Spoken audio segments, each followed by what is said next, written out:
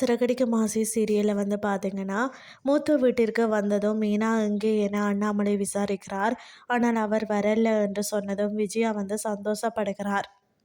அதற்கு பிறகு முத்து, ரவி மற்றும் மனோஜ் ஆகியோர் தூக்கம் வராமல் தவிக்கிறார்கள். அதே போல மீனா, ரோகிணி மற்றது ஸ்ருதியும் தங்களுடைய கணவர்களை நினைச்சு வருந்துகிறார்கள்.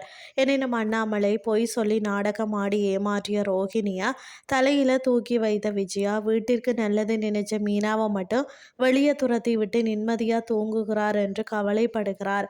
அதற்கு பிறகு மீனாவை சென்று சந்தித்த ஸ்ருதி, இது எல்லாம் ரோகிணியின் பிளானாக கூட இருக்கலாம். நீங்க வீட்டை விட்டு போகணும் என்று அவங்க நினைத்திருக்கலாம் என்று சந்தேகத்தை தூண்டி விடுகிறார். அவர்கள் இருவரும் பேசிக்கொண்டிருக்கும் போதே ரோஹிணி அங்கு கார்ல என்ட்ரி கொடுக்கிறார். இதுதான் இன்றைய நாளுக்கான எபிசோட். அடுத்த எபிசோட்ல என்ன நடக்க போகுதுன்னு சொல்லி பொறுத்திருந்து பார்க்கலாம்.